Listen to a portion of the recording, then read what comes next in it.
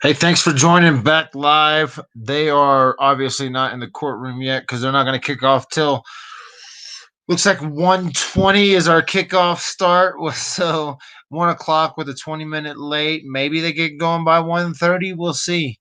We'll see if everybody gets back in the courtroom. It was a exciting morning, I guess. I am still I'm a little dumbfounded that we're getting so much information. And I have two ways to look at this. One, um, hey, the attorneys are not stupid. They know the cameras are watching. They know that thousands upon tens of thousands of people are watching this trial, and they're milking it for everything they can. You know, they did not need to. They did not need to show all of this stuff. They didn't have to have two cops give a description. You understand? Um, they didn't have to have Melanie, but it sure made things entertaining. They are not back in the courtroom. If you're just joining, this is a live feed from the courtroom. If you don't want to watch that with a phone and don't want to listen to me commentate, hey, listen, if you don't want to listen to me, that's okay. Go straight over to Judge Farron Eden's YouTube channel, and you can watch right over on his YouTube channel. They're daybelling it live right there, so you can daybell it live if you don't want to watch with us over here on Dad with a Phone. He does not leave. He does not leave his feed up, so his feed will be down. So if you catch this video afterwards, tough luck. You can only watch it right here on Dad with a Phone and the 10 other people. So I think there is a method to their madness for sure. They're doing a great job. What do you think? How do you think? I'm curious to think. Put in your comments how prosecutors are doing, how the defense is doing, and the biggest shocker of the first 2 days, other than we're going for 2 days in a preliminary hearing. Tell me what you think.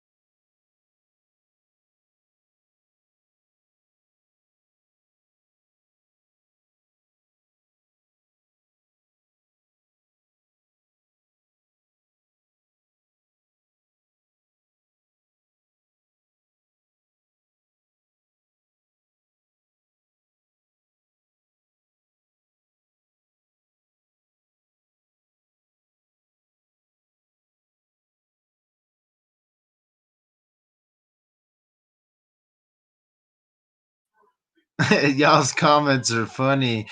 Uh, I think that all of it's true. I am enjoying this live stream, and the fact that they are giving us even the audio portions of those exhibits is nice to be able to hear that stuff.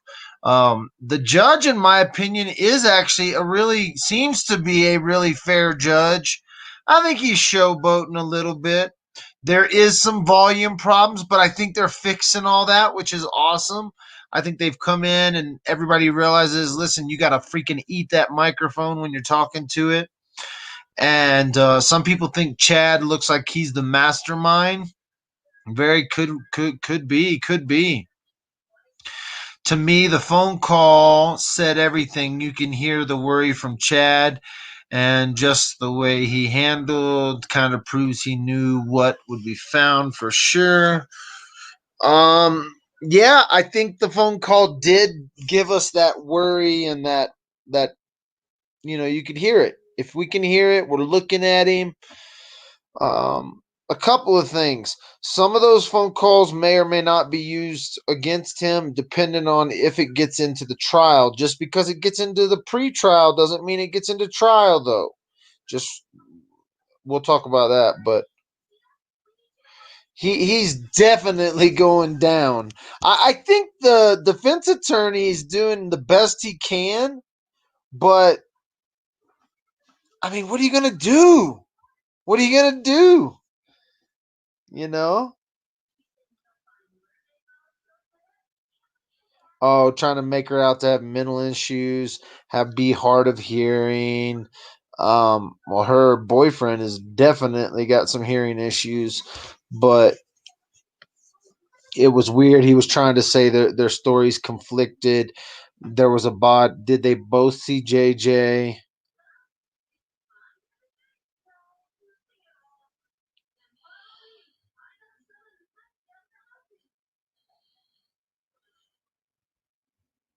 Oh, I'm sure the phone call has been transcribed already.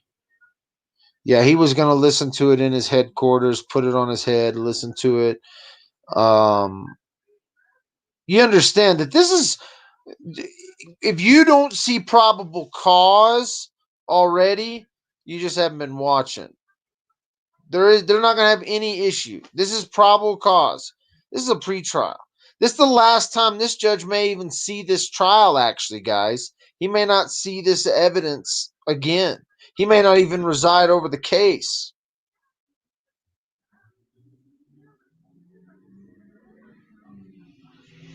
He might not see this again.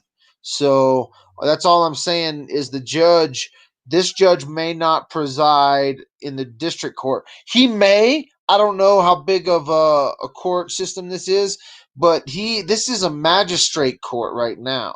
So it'll be interesting to see if this judge carries over. But this judge might not be the same judge that we see when this thing goes to trial. Yes, for sure. Yeah, by the way, I'm skipping out on the second half of this. I'm going to have to catch up with you guys. I'm going to stream it live and let y'all go crazy in chat. So if the trolls have been laying low, this would be your time to shine because I'm going to go fishing with my little girl. We're going to go do a little kayaking. So that's why I kicked off a little early. I'm going to kick out of here as soon as they kick off in court. So about 5 minutes, and I'll be listening. Well, I'll be listening on my phone just to make sure it doesn't go crazy and I have to come back and fix it. But I'm not going to come back and fix it. If we lose connection, I'm sorry, guys. Go find it at the judge's deal. I'll be in chat though. I will definitely be in chat. I'll have my phone with me and I'll listen and watch on my phone a little bit for sure. But I ain't letting this thing take me all week. Dang, preliminary hearing. Can you believe this? We're headed into day 2, part 2, hours of preliminary hearing, witness testimony, evidence being brought forth, recordings in the Chad Daybell tampering.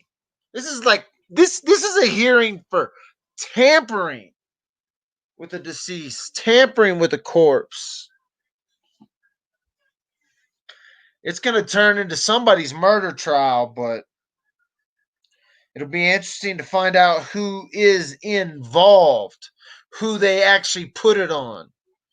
Who you think they're going to pin it on? They're going to pin it on Alex? Is this whole murder going to go on Alex? Or do you think they're going to pin it on Lori or Chad? I mean, some of this evidence is going to be used in Lori's preliminary hearing as well.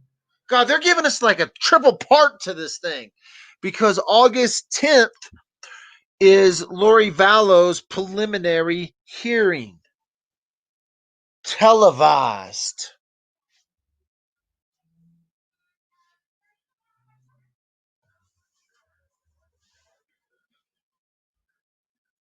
How crazy is that?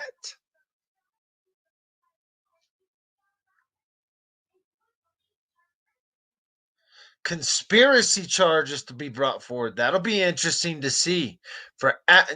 You got to believe that they're gonna get Chad but what can they prove? That's the question. Not what we know. It's not even what we know. It's what can they prove? Can they prove? We haven't even heard the autopsy yet.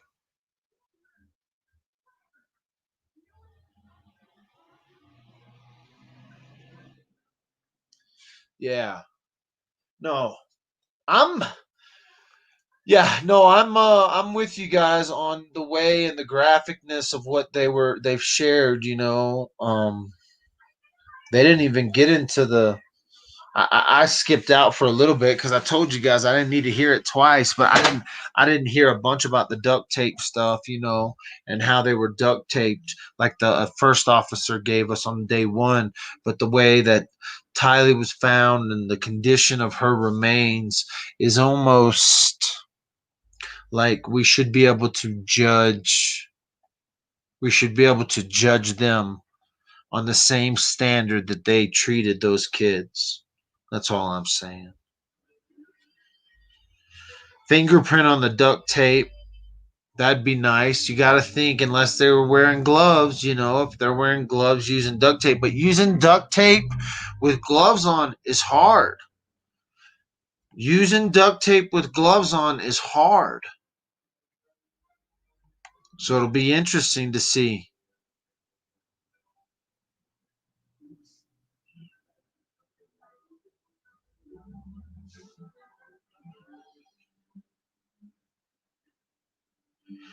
Maybe.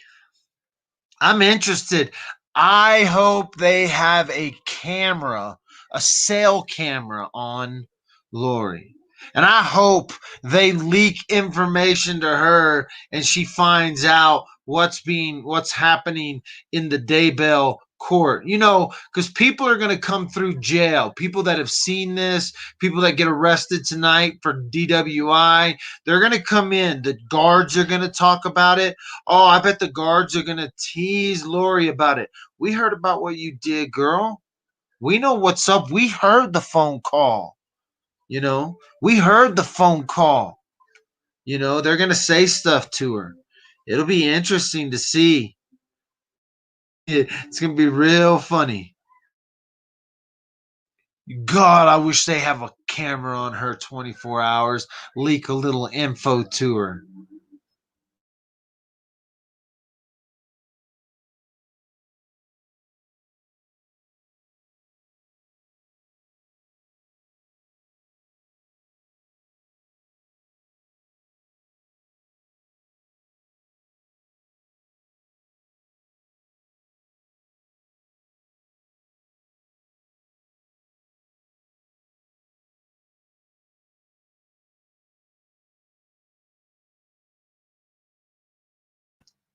If you're just joining, you're watching Dad with a Phone. We are live for day 2 of the Chad Daybell preliminary hearing. It's really kind of an unprecedented preliminary hearing. I'm not going to say that it has never happened to go 2-day preliminary hearing for some tampering charges. You know what I'm saying?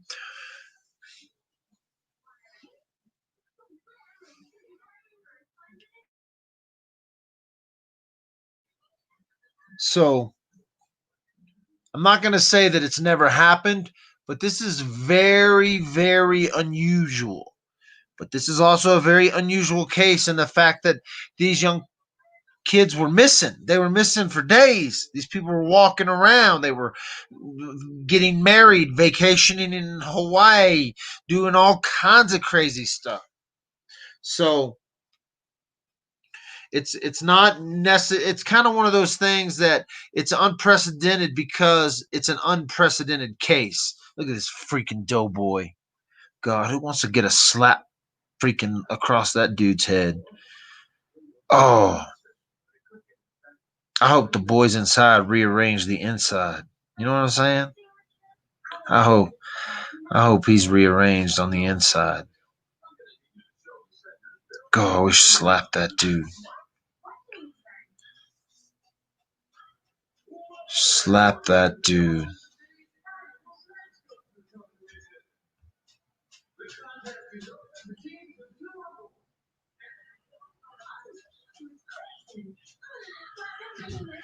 It looks like there's a couple people in the courtroom, and I wonder, right? I wonder, like, I mean, could who are the people back there? Like, who's that lady in the back? Does anyone know who that the bigger lady is there with the mask on in the back of the room there? I see, obviously the grandparents. There's some victim advocates.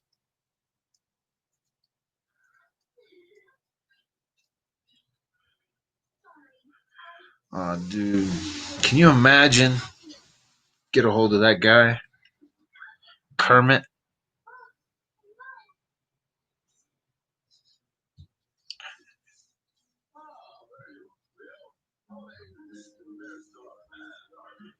Man,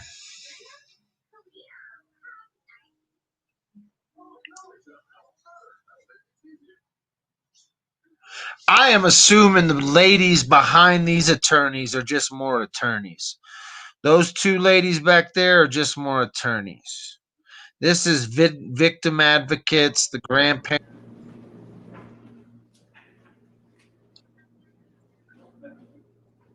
Here we go. All right. Have fun. Stay out of trouble. I'm going to go fishing. I'll be around, though. Thank you. Please be seated.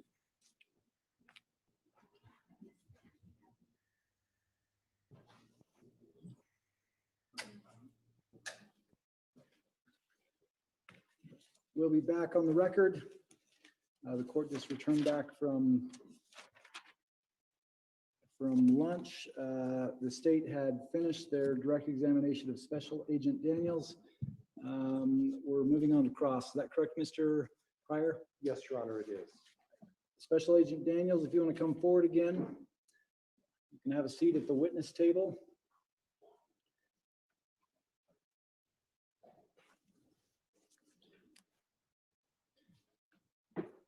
You're still under oath. You can remove your mask once you get there. Mr. Pryor, you may inquire when you're ready. I guess I want a clarification as to how I address you. Is it as special agent or is it as agent, or how would you prefer that I address you, sir? Agent is fine. Agent is acceptable to you? Yes, sir. All right, I will try to make a point of referring you as Agent Daniels. Thank you. Agent Daniels, can you give me an idea of how many people were at the scene on the June 9th warrant in terms of law enforcement? We have a crime scene sign-in log, so I would ultimately refer to that to make that assessment. Just to give an estimation, I would estimate we probably had about 50 law enforcement personnel, maybe up to 100 people. Was anybody at the FBI designated as the person to watch family members and the residents of the home? I wouldn't be able to answer that question. Were you the chief officer in charge of all operations at that scene at the time? No, sir, I wasn't. Okay, who was? I was the senior team leader responsible for the processing of the crime scene, Okay. not over all operations that day. Okay. Do you have any idea who was the chief officer in charge of all operations that day? I guess I probably wouldn't be able to tell you that, no. Okay.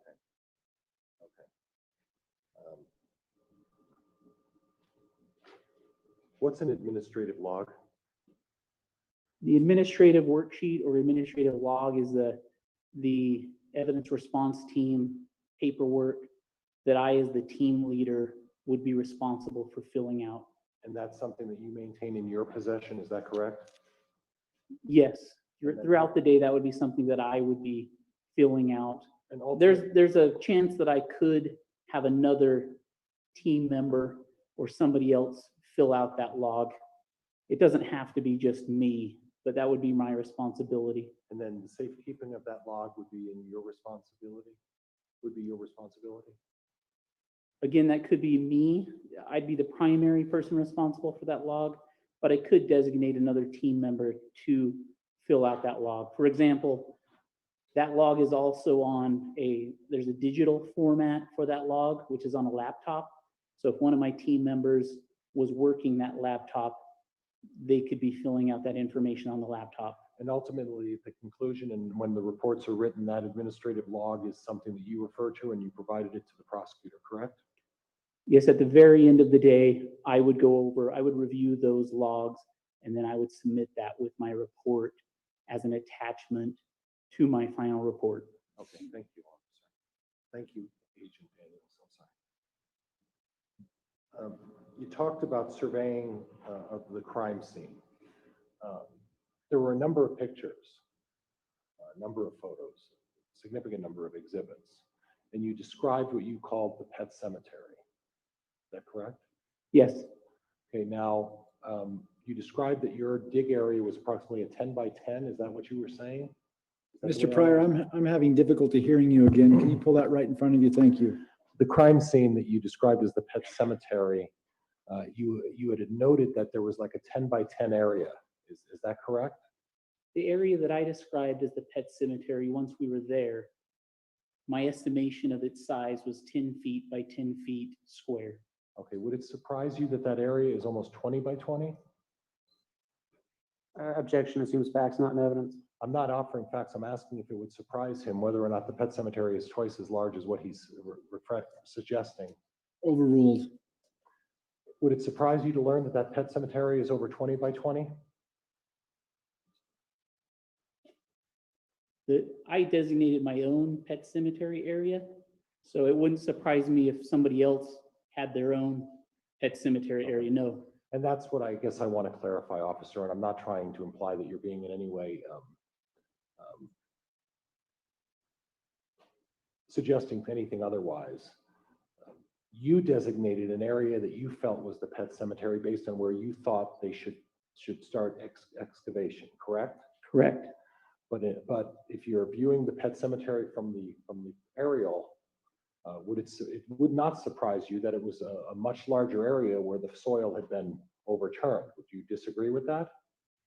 I didn't assess where the pet cemetery was based on any aerial imagery. Okay. But did you base the pet cemetery of the 10 by 10 as the actual area that was all dug up and where the ground had been at least disturbed? So I made my assessment as to where the pet cemetery was based on my visual observation from the ground, and I determined a 10-foot, approximate 10-foot by 10-foot area. That was my designation. And that designation was an area within the ground area that you felt was of potential significance, correct? Correct. So in reality, the area, there could be ground that expands beyond what your designation is. Is that fair? That's fair. Okay, so in simple terms, the pet cemetery you described could be much smaller than the pet cemetery that's visualized from the air, or in reality, what the actual size of it really is. Would that be fair? Yes, somebody else's pet cemetery could be Okay. larger. Okay. So when you designated the pet cemetery and you decided to do the dig, you uncovered 2 animals, correct? That's what I observed, yes. Okay. And the 2 animals were never identified, is that fair? I observed the animals to be a dog and a cat. Okay. And then you mentioned, and you're basing that on your experience of what you think a dog and a cat look like? Yes, sir. Okay. Now, you didn't dig up the entire ground around that area, did you? Not the entire ground, no. Right. And you mentioned that there were 2 or 3 other areas that could potentially be cemetery areas, close proximity to that property, correct? Close proximities to what property? To the pet cemetery. Within what I called the pet cemetery, there were 2 or 3 potential graves. Okay. Did you dig all of those up? Yes, sir, that area was excavated. Okay. But within the area outside of the pet cemetery where the ground was still disturbed and loose soil was evident, you didn't dig up that entire area, did you? So the area that I assessed to be visually where I could see what I thought could be graves, that was excavated. With our data, our total station data and our Faro scanning data, we will know what areas we excavated and what areas we didn't. Okay. And the area that you determined, and that's what's really important about what you're saying, because there's a distinction. The area that you designated as potential graves doesn't necessarily encompass the entire area where the soil in that 20 by 20 is located, is it? I don't know what 20 by 20 area you're referring to. Well, I made a representation that is it possible that the area that you explored, known that you're describing as the pet cemetery, you designated how big that area was, but there's a possibility that the area that you're talking about is much bigger than 10 by 10 in terms of the soil that's disturbed in that area. Is that fair? Objection, he's misstating the witness's testimony. I'm not misstating anything. I'm asking him, he didn't dig up the entire soiled ground in the area. Is that true? We did not excavate the entire property. That is true. Okay. We excavated the areas that I assessed, that I called the pet cemetery, Okay. and the burial 1 and burial 2 locations. So you can't tell me to a certainty that there aren't any raccoons in the general area known as that's marked where that headstone is, correct? I'm not going to be able to tell you if there are other animals buried on any of the other property besides the locations we excavated. Right. So in other words, the simple answer is you didn't excavate the entire plat of land that was dug up. You excavated what you thought was designated as potential sites for remains. Is that fair? That's not correct. Okay, well, why don't you correct me? Again, we excavated the pet cemetery that I designated. We excavated burial site number 1 that I designated. Right. We excavated burial site number 2 that I designated. Those locations, those specific locations, are going to be documented in the data that our Faro scanner documented. Those locations are going to be documented in the total station data that we collected and documented. That information is going to be provided to you. That information is going to be provided to the prosecutor. From that, we'll be able to make demonstrative exhibits, and you're going to be able to know exactly where those locations are that we excavated on this plot of land. Would it surprise you to learn that I've been out there a number of times and I observed exactly where you excavated, and it's obviously very clear. Would you disagree that you left an imprint when you did this excavation? I would not disagree. Okay. Would you disagree with me that there are grounds and pieces of property that have been disturbed, or that are the ground is not solid beyond what you designated as the pet cemetery? Would you agree or disagree with that? I would agree with that. Okay, that's what I'm trying to get at. So based on that, with these extra grounds around what you did, what only you decided was what you felt was relevant as far as the pet cemetery, there could be raccoons within that, or a raccoon within that property, correct? There could be raccoons Right. on that property. Okay.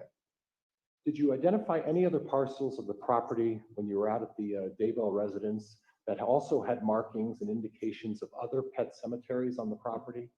I did not. Okay. Did you look in any other places other than the 2 sites you chose? So the rest of that property was searched. We conducted line searches of the entire property. We had 5 cadaver dogs search the entire property. So other searches were conducted of this entire property. Okay. And did the other searches, other than the cadaver dogs, include looking at places where the ground was also disturbed within the 4 acres that were out there? We assessed all 3 to 4 acres of this property looking for clandestine graves. Okay. And we stopped with our burial site number 1, burial site number 2, And once we discovered the human remains in burial site number 1 and burial site number 2, and we recovered those remains, that was where we stopped. So you did not go around and I'm interested in the phraseology that you use, we assessed. So I'm not really sure what we assessed means. Does it mean you looked at the ground? Does it mean you looked at the adjoining buildings? What does that exactly mean? Yes, sir. So in order to conduct a line search, we were essentially in a line and we looked at the ground very systematically, very methodically, and we went back and forth across this property, looking at the ground, looking for indications of a clandestine grave, because that's what we're there looking for. Explain to me what you refer to. You've used that expression a couple times. What do you refer to as clandestine? Please tell me. So an instance where somebody or persons are trying to hide human remains in a grave. In this case, an outdoor scene, an outdoor grave, similar to burial site 1, where somebody has hidden the remains of a young boy Okay. in burial site 1, and then they've placed stones on top of that body. Right. And I a appreciate board that. on top of I that actually, body. officer, Mr. Judge, Pryor, I'm going to object. It's going beyond the question I asked. He's embellishing and he's adding to his answer. And quite honestly, I'm going to move the court to strike the remainder of his answer as non-responsive. Your Honor, he asked a question. The agent answered his question. He can't move to strike that.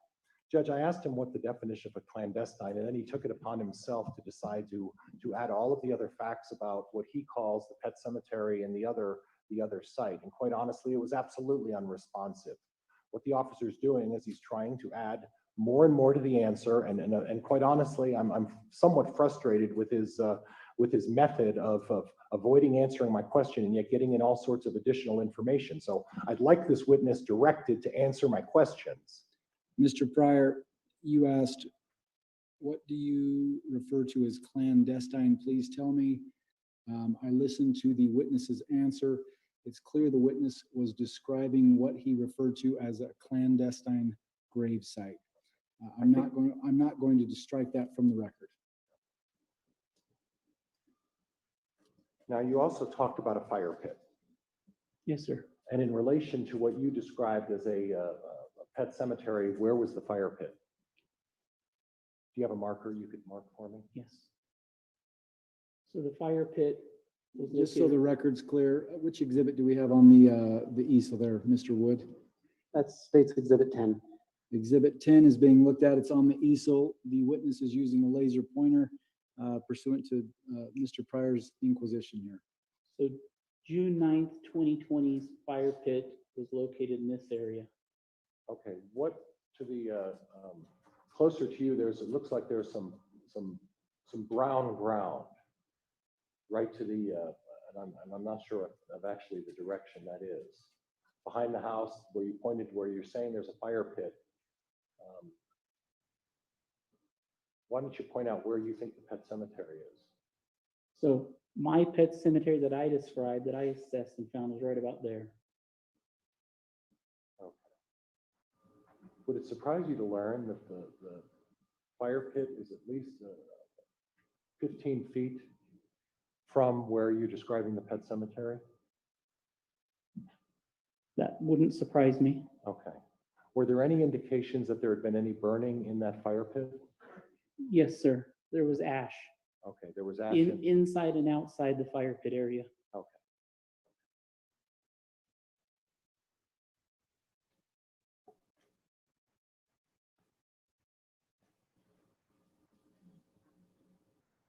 How deep was burial site number 1? Burial site number 1 was approximately 1.5 feet. And I'm saying approximates here because I would want to wait until we had the scanner data to show the true measurements. And the depth of the pet cemetery site? If you're just wanting to know the pet cemetery excavation with the how deep we went with the backhoe. No, with how deep you went before you recovered the remains. So the remains, I would say that was burial site number 2. And I would estimate that was approximately 2 feet deep. And again, I would want to wait till we had the Faro scanner data to be more precise.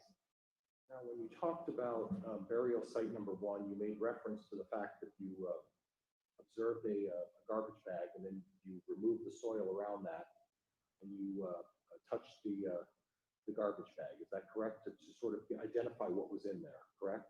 Correct. And I would assume that you would be wearing some sort of gloves. Would that be fair? Correct.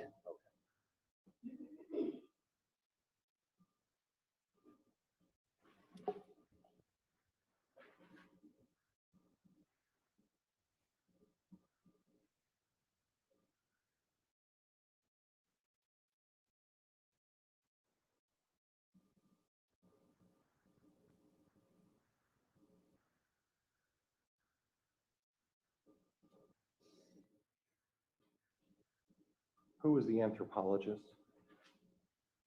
I don't remember her name right off. There is a report that she drafted that is attached to my documentation.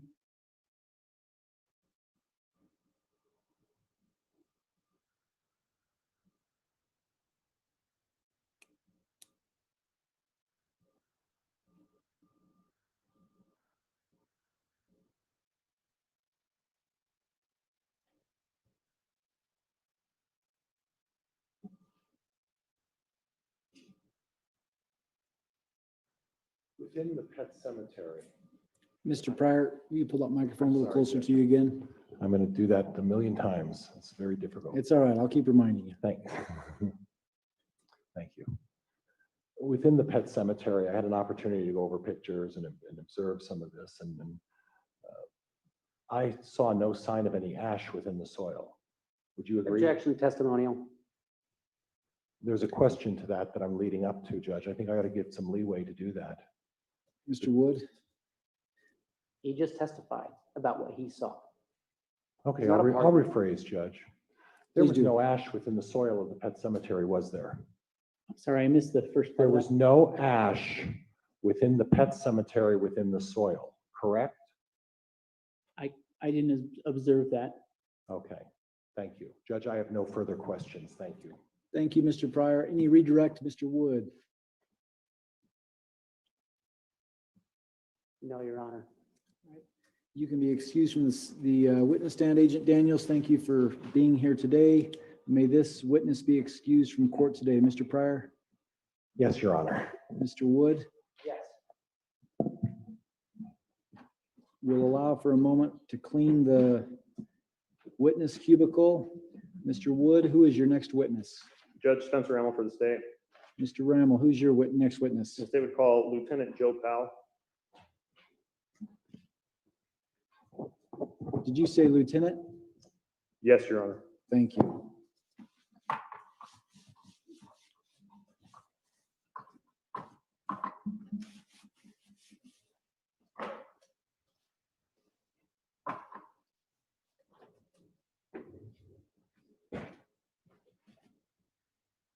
Lieutenant Powell, if you'll please stand here in front of the witness stand, raise your right arm and face the clerk. You solemnly swear or affirm the testimony about the being caused not to be the truth, the whole truth, and nothing but the truth, so help God. Yes.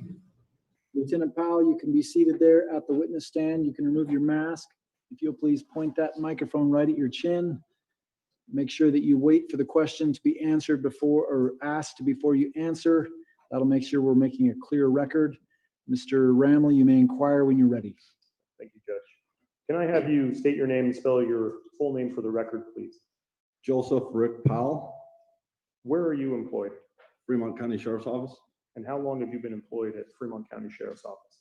18 years, And how long in law enforcement overall?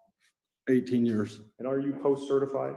Yes, What are your current duties and responsibilities? I'm a lieutenant over patrol and detectives. I'm going to draw your attention to a specific date, January 3rd of 2020. Were you working that day? Yes, I was. What was your assignment that day? Help with the execution of a search warrant at the Daybell residence. The Daybell residence. Can you tell me a little bit more about that? I believe the address is 202 North, 1900 East. Okay, and that's in Fremont County. Yes, Were other agencies involved in the execution of that warrant?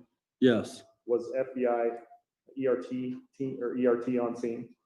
yes, there was. And were you involved in the collection of evidence? Or the initial collection of evidence, I'm sorry? No, I was not involved in the initial collection. Who involved, or what agency collected initial evidence on scene? I wasn't inside the residence when that was going on.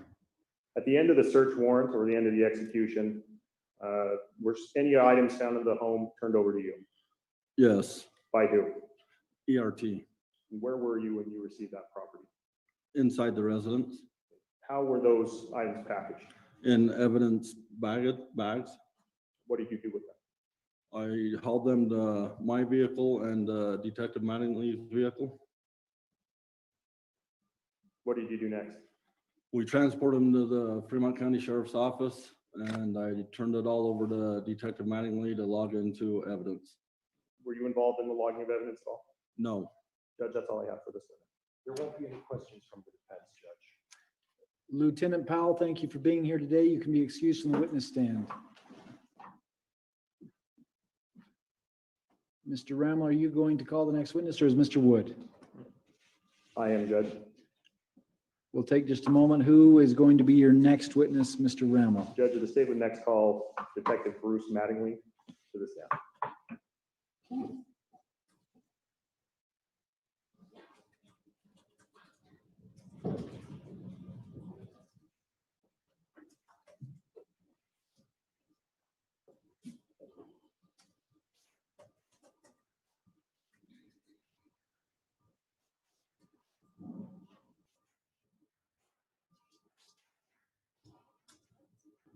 Detective Mattingly, if you'll come forward, stand here in front of the witness stand. Raise your right arm and face the clerk. If you would, there you go. Do you solemnly swear or affirm that the testimony about you in the House Committee will be the truth, the whole truth, and nothing but the truth, so help you God? I do. Thank you. Detective Mattingly, if you can please sit down there, pull that microphone up to your chin. We're making a record. You can remove your mask once you're seated there. Mr. Ramel, you may inquire when you're ready. Thank you, Judge. Can I have you state your name and spell your full name for the record, please? Brewster Mattingly. Spelling of last is Mattingly. Where are you employed? Fremont County Sheriff's Office. How long have you been employed in that capacity? I've been employed with Fremont County for 20 years, And how long in law enforcement overall? 20 years. And are you post-certified? Yes. Quickly tell the court of your current duties and responsibilities. Current duties as a detective is to investigate felonies and to also help deputies with their other investigations. I'm going to draw your attention to a specific date, January 3rd of 2020. Were you working that day? Yes. What was your assignment? I was assisting and helping with an execution of a search warrant at 202 North, 1900 East in Fremont County, Idaho. Whose home does that belong to? Chad Daybell. Were there other agencies involved? There were Rexburg PD, FBI, and ERT.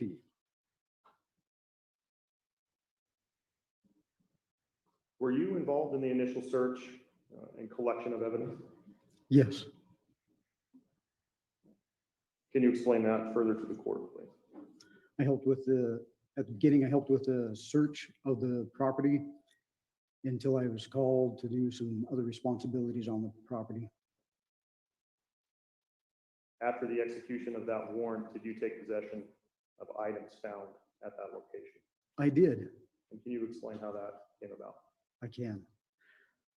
Lieutenant Joe Powell had received property from the ERT and the property log with items. And we took those items, placed them in my vehicle and his vehicle, and transported those to Fremont County Sheriff's Office. After arriving at Fremont County Sheriff's Office, did you take possession of all items collected at the home? I did. Lieutenant Powell gave me all the items to book into evidence, and along with the evidence log sheet. And what did you do after you received all those items? The next step is to log those items into evidence, and I used the identifiers that were written on the bags or property and logged those into our evidence. Detective, who has access to your evidence lab at Fremont County Sheriff's Office? Myself and 2 other detectives. On a later date, did you take additional action with the items that you booked into Fremont County evidence on January 3rd? I did. What were those, or what action did you take? I logged those items out of evidence that had the same identifiers on them from before. I transported them down to Salt Lake City, Utah, to the regional computer forensic lab. And when did you do that? That was January 15th of this year, 2020. Did you take all items that were booked into evidence or just a portion? I only took a portion. What portion of items did you take? That would be the electronics that were listed on the search warrant. Judge, I'm sorry, he spoke very quickly and I didn't get exactly what he said. So Detective Mattingly, if you'll pull that microphone a little closer to you there, we're making a record. I'm having a difficult time as well. Will you repeat your answer to the last question? Mr. Rammel, if you need to re-ask it, please do. Judge, I'd asked him if he took all items that he had booked in on January 3rd or just a portion of the items, and then asked what items he took action with on the 15th. I took a portion of those items. I took the items that were listed on the search warrant that were electronics. And were there clear indicators on the evidence bags when you booked those on the 3rd? Yes, there were. And observed those same markings and same bags when you collected them on the 15th? That would be correct. Did you transport them to Salt Lake City by vehicle? I did. Did those items ever leave your custody and control during transportation? They did not. What did you do after arriving at the Regional Computer Forensic Lab? I took those items to the lab and transferred them to their evidence technician and left them in their custody. Did you provide them identification? I did. I gave them I showed them my office issued law enforcement ID. Judge, that's all I have for this one. Thank you. Any cross-examination, Mr. Pryor? there won't be any questions, Judge. Thank you, Your Honor. Detective Mattingly, thank you for being here. If you'll please don your mask again, you can be excused from the witness stand. Thank you, Judge.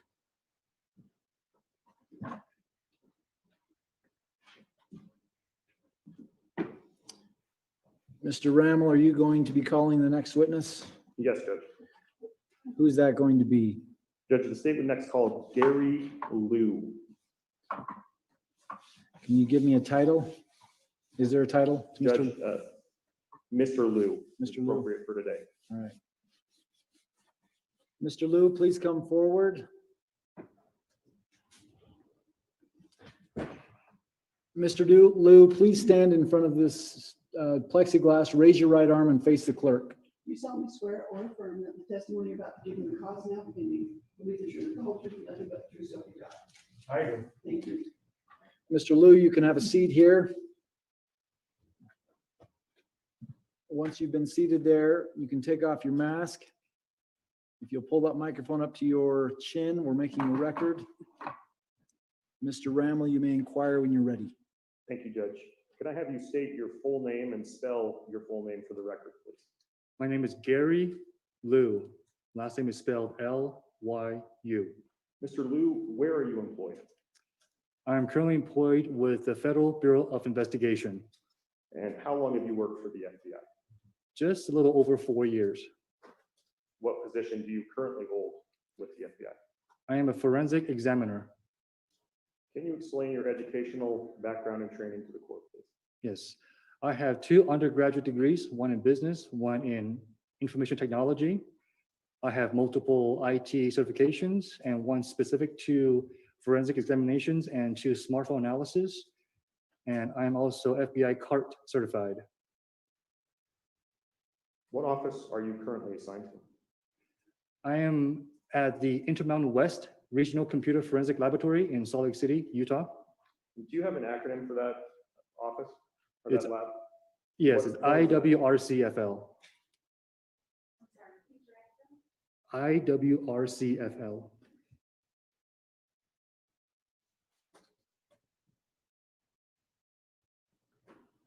Mr. Liu, do you have specific training and certification, or certifications, I'm sorry, of in dealing with forensic examinations? I do. Can you explain those to the court, please? I have a GCFE, which is a certification for forensic examination, and I have a GASF, which is a certification for advanced smartphone forensics. And again, I'm also FBI CAR certified. And as a part of your job and duties in your job, do you commonly examine forensic items such as cellular devices? I do. Mr. Liu, can you generally describe how a forensic examiner conducts a typical investigation of electronic devices? Sure. The forensic examiner usually follows a prescribed set of protocols laid down by the FBI. And these generally include intaking the item from the submitting agency. And once we intake it, we want to ensure that there's proper legal authority accompanying the evidence items.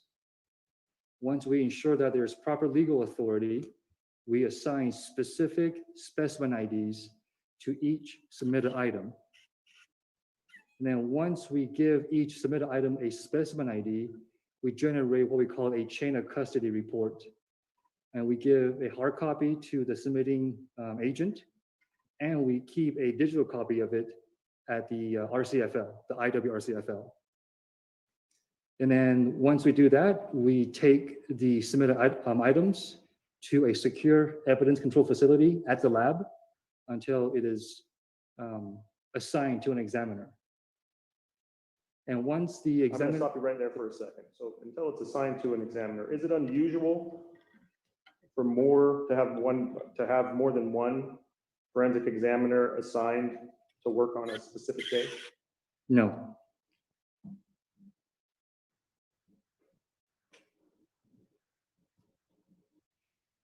Testify that it's taken into a secure area after that documentation is done.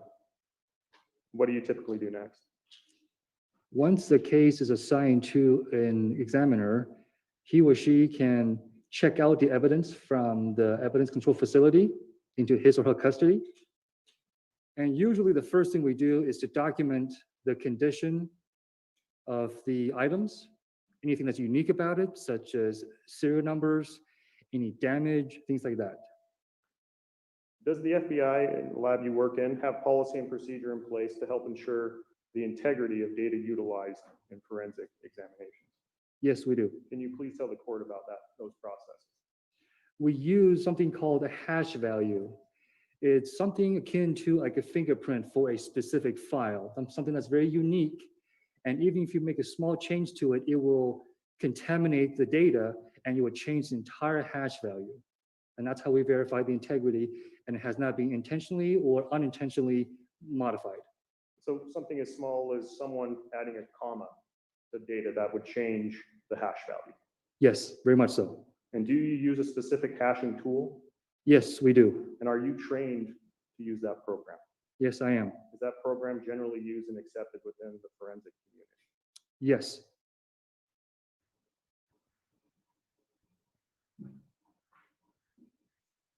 You explained a bit. I'm going to ask you a couple more questions about the lab receiving items or intake from external law enforcement agents. Can you explain the role of an OST in the lab? An OST stands for Operational Support Technician. This person is in charge of intake, among other things, at the lab.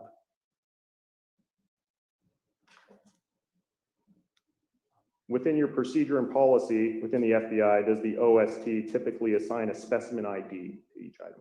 Yes, Is a specimen ID given to one device? yes, Is it ever changed or reused once assigned to a specific device? no, And this process of accepting devices from external law enforcement sources, it's documented. yes.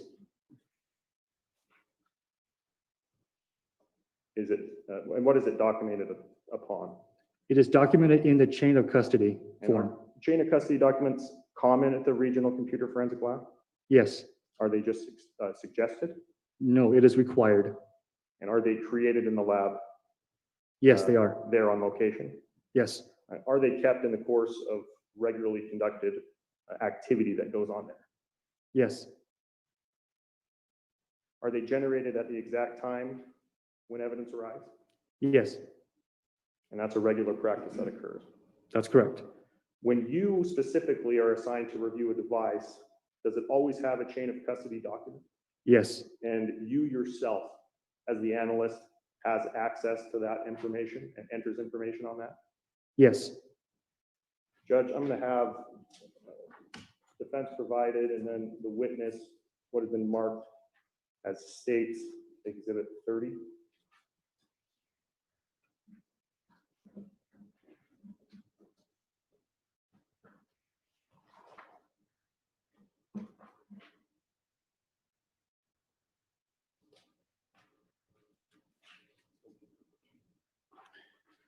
Exhibit 30 will be handed to the witness.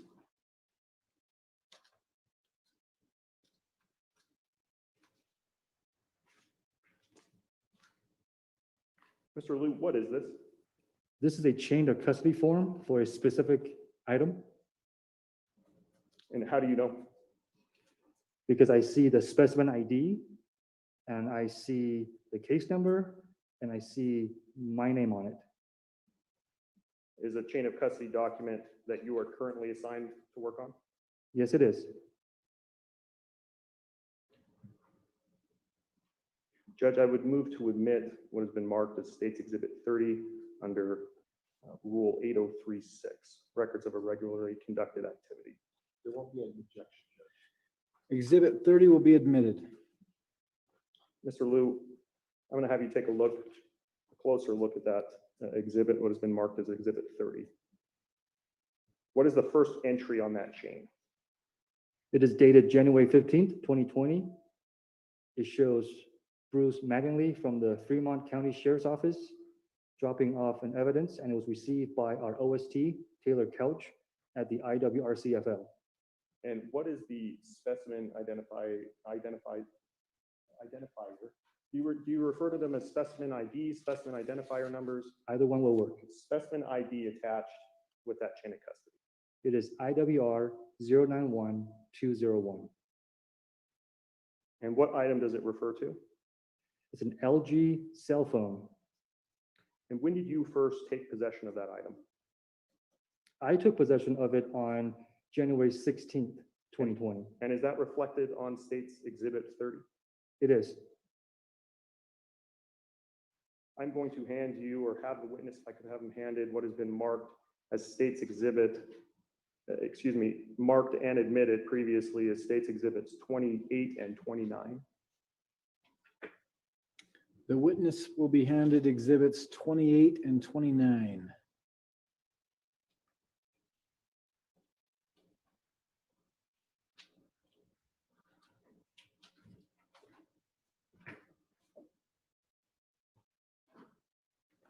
Mr. Liu, I'm going to have you look at those. When you're done looking at them, would you look up at me, please? What is that a picture of? These two are pictures of an LG cell phone. And have you seen that phone before? I have. Where was that? When I took possession of it at the RCFL.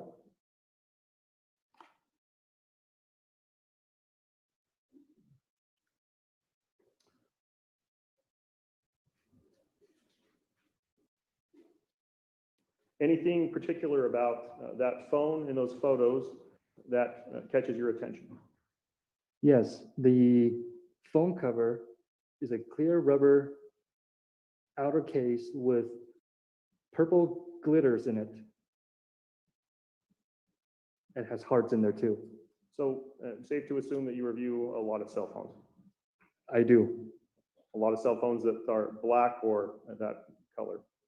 Yes, So your testimony that easier to recall this device, or it stands out when there is a phone case such as this attached to a device? Yes, it does stand out. What did you do with that device?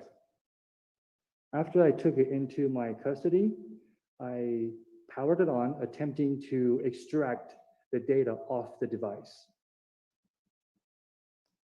Were you able to extract the data off the device? I was not. And why so? The device was locked. I attempted to unlock it, but my attempts were unsuccessful. So what did you do next?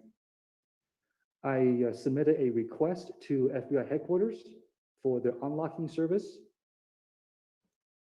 And did you take steps to have that sent to be unlocked? Yes, I packaged the phone and I gave the package to our OST to be mailed out to FBI headquarters. Did you recall the specimen ID on that device? Yes, it's the same one I provided earlier. And can you provide it for the court again? Yes, it's IWR 091201. And when you took steps to have this sent to be unlocked, was it clearly marked with that specimen ID? It was.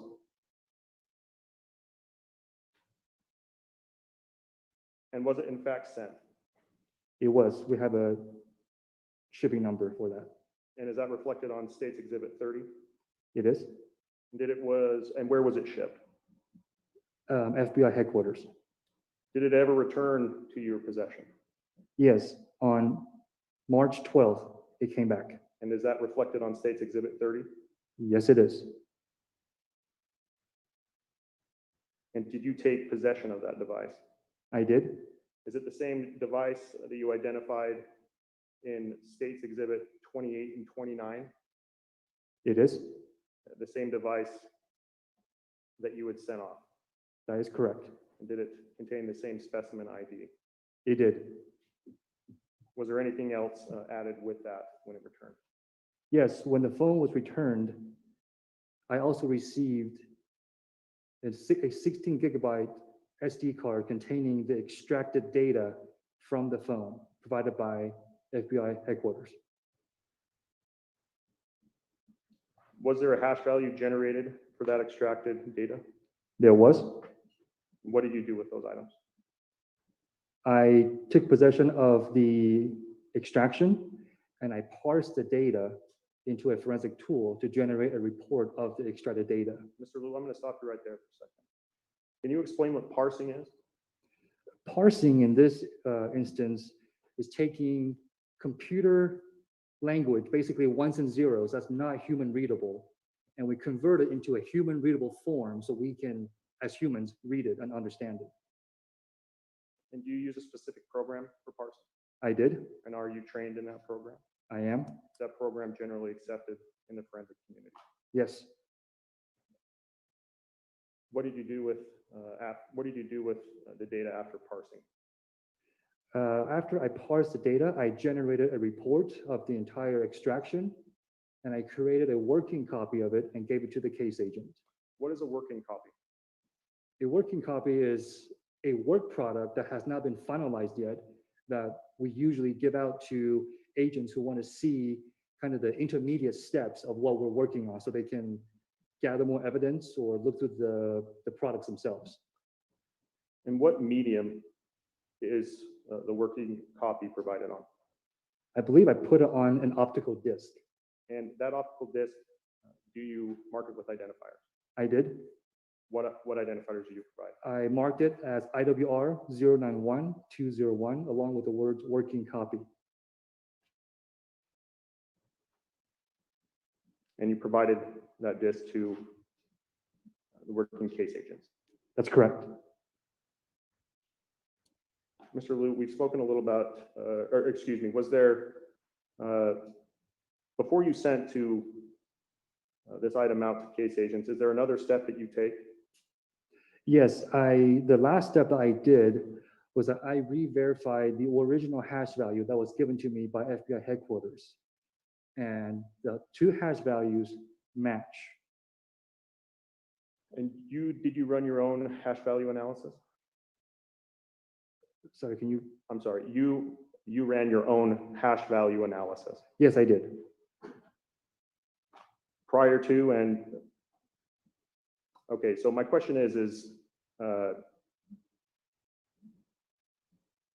terms of the hash value itself, did the pre and post examination of those values match?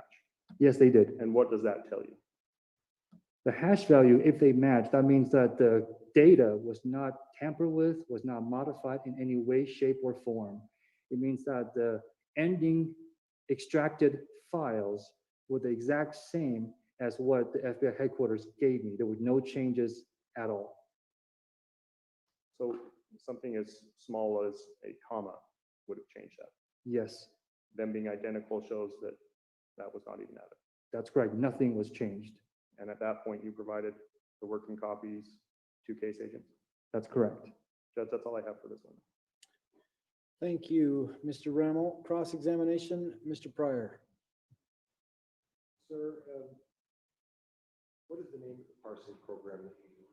It's called Physical Analyzer. Nothing further, Judge. Thank you. Any redirect, Mr. Rammel? Not based on that, Judge. All right. You can be excused, Mr. Liu. Thank you for being here.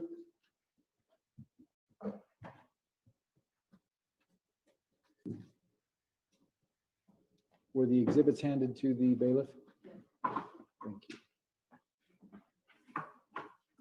Mr. Rammel, is it your next witness or Mr. Woods? It is my next witness, Your Honor. And who is that going to be? Judge Benjamin Dean. Benjamin D? Yep, for today's purposes, title of Mr. Dean.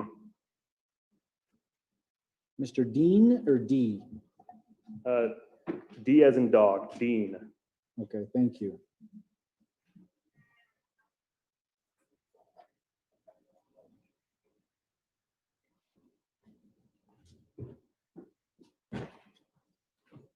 Mr. Dean, if you'll please stand here in front of the witness thing, up a little closer, raise your right arm, face the clerk.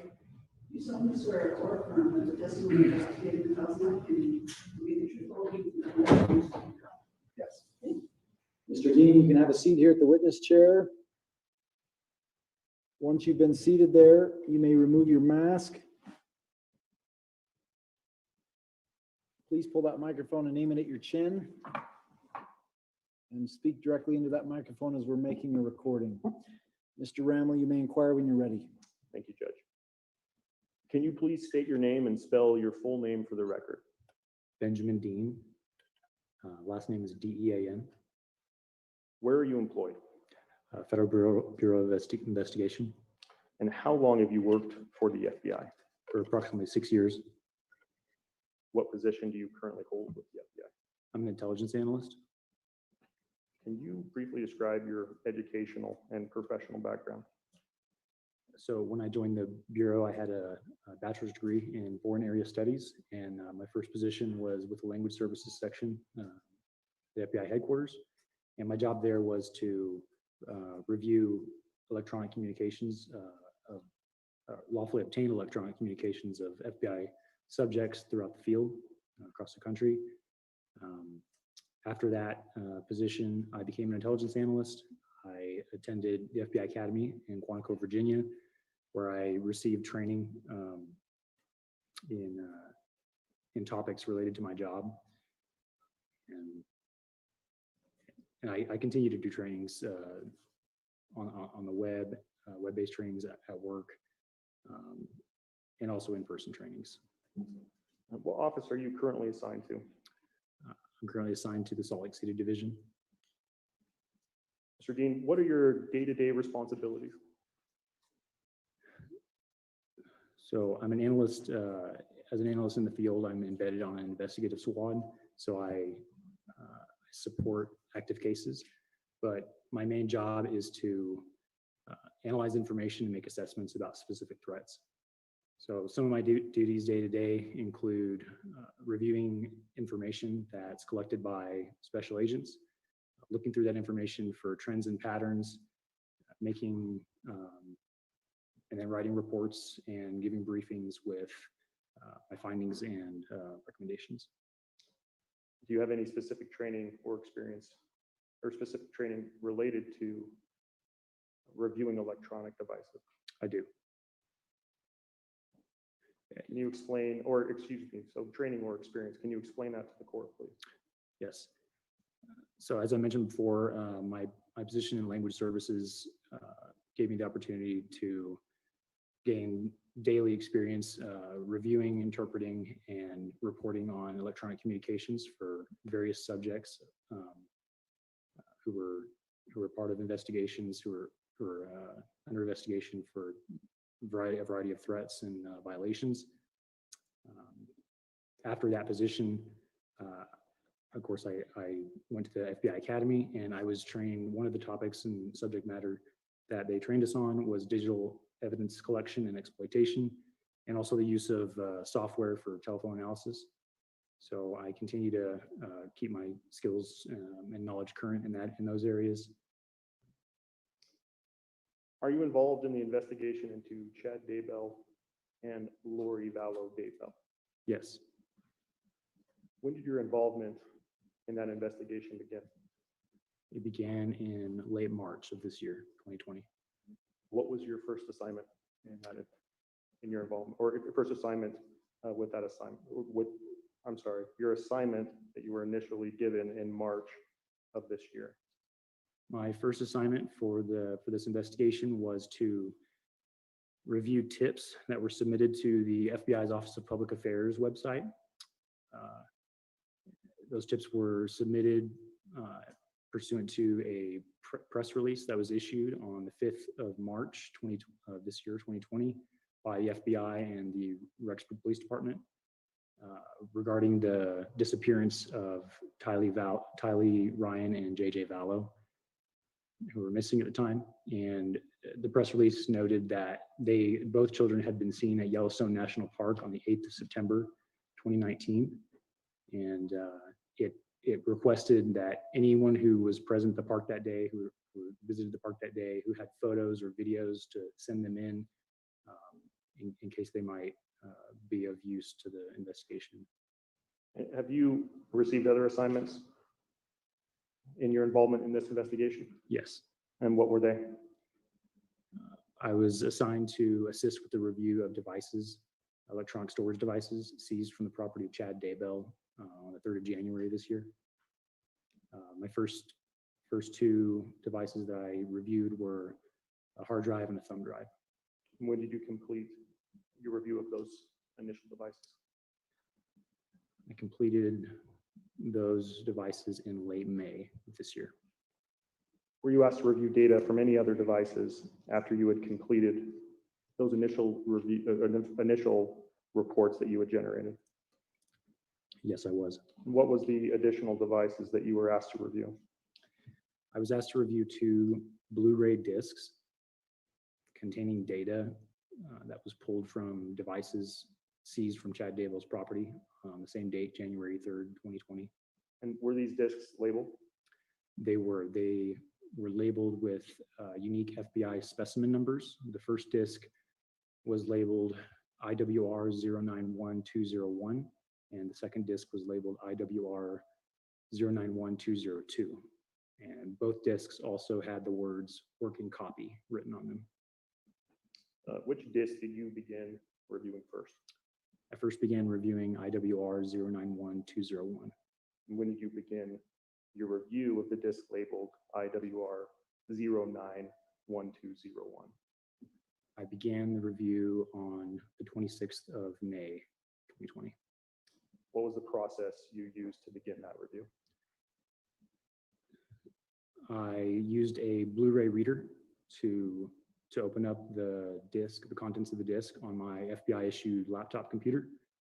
I saw that the main file on the disc was labeled IWR 091201. I began looking through the contents of that file and located a subfolder titled, I located a subfolder that had several items in it. One of the items was an application file titled cellbrightreader.exe, and the other one was a UFDR file with the name IWR 091201 report.ufdr. I double-clicked the application file to launch Cellbright Reader, and from there I opened up the UFDR file to view the contents of that. Mr. Dean, I'm going to go back for 1 second. You stated that as you opened it, the disk was named, the file disk was named, or had a specimen number. That number specifically matched the number on the outside of the disk? Yes, it did. Had it not, what would you have done? I would have contacted the person at the regional RCFL, Regional Computer Forensics Lab down in Salt Lake City to find out why there was a discrepancy. But no discrepancy existed with this disk? No. How does data appear in Cellbrite Reader? Cellbrite Reader organizes the content of a device, meaning all of the data items that are found on the device, into categories based on an item's file type.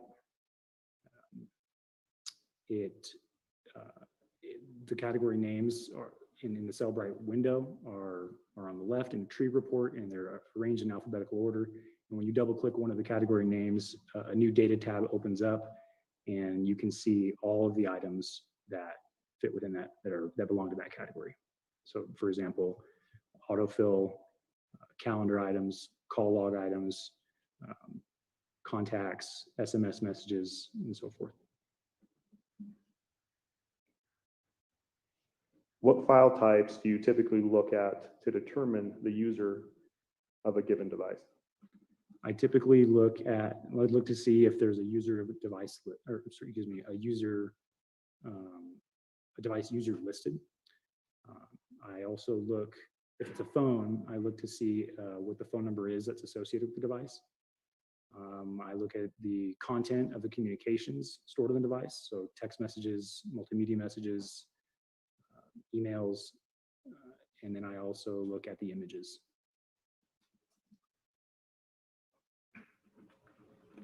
Mr. Dean, did you look at those file types for this device, the device we're speaking of, IWR091201?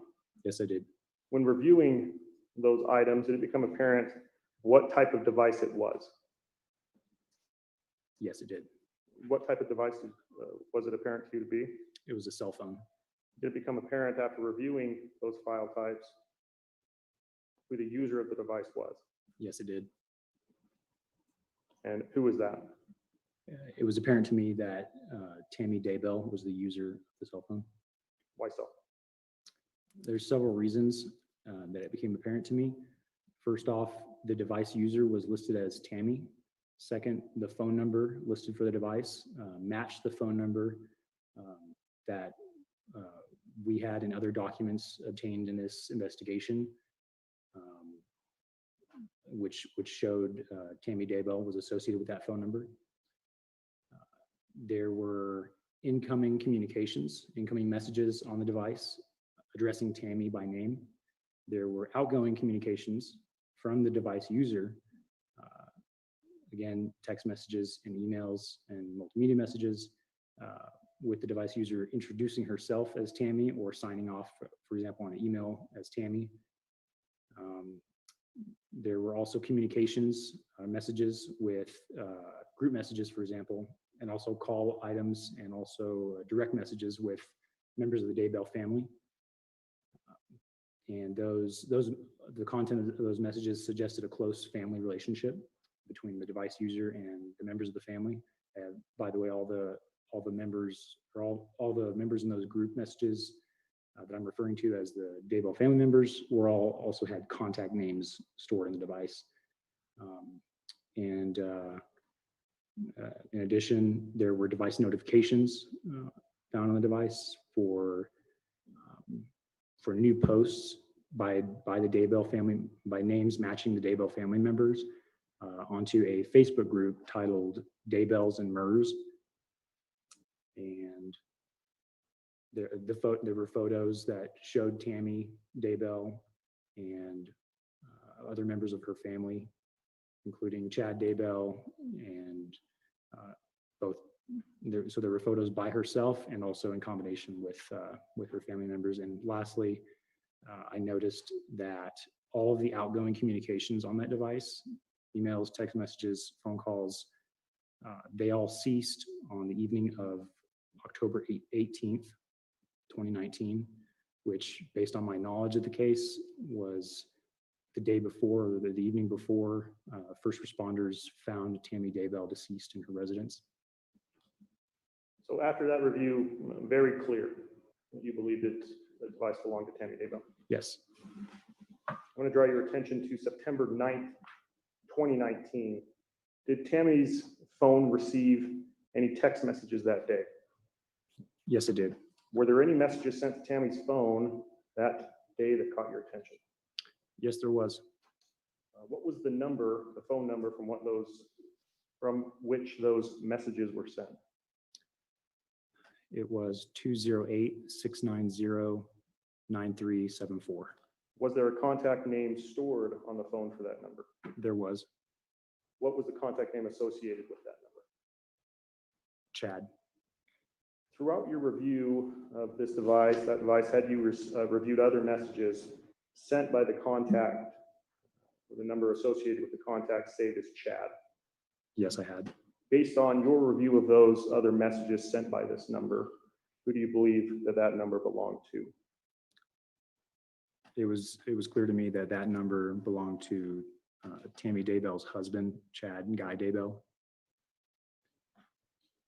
Why? Again, there's several reasons for that.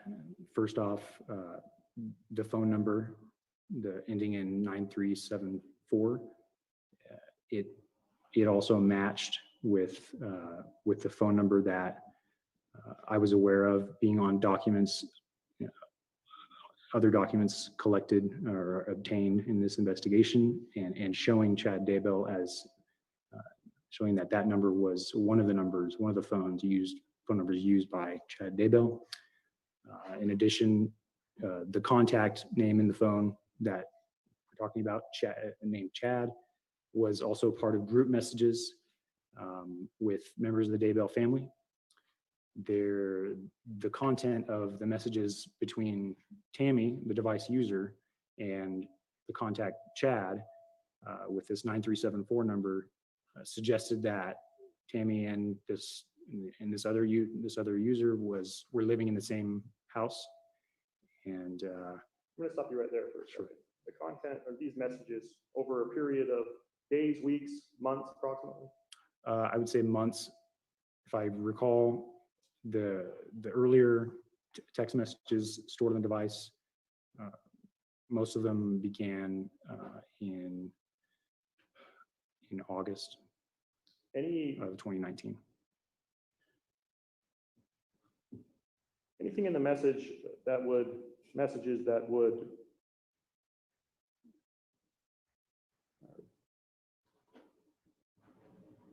suggest that the individuals between these two devices were married? Yes. Specifically regarding to affection?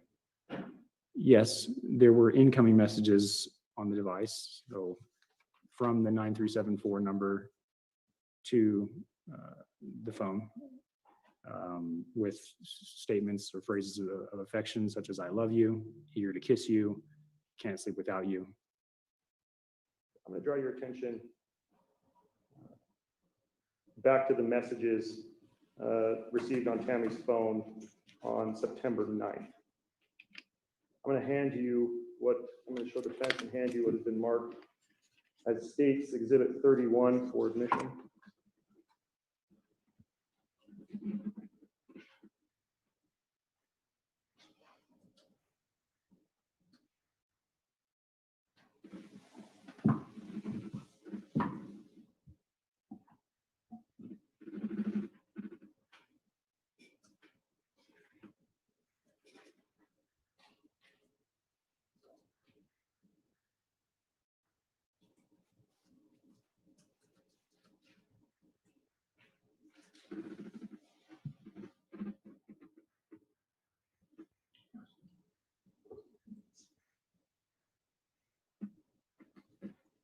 Exhibit 31 is being handed to the witness. I'm going to have you take a look at that, Mr. Bean.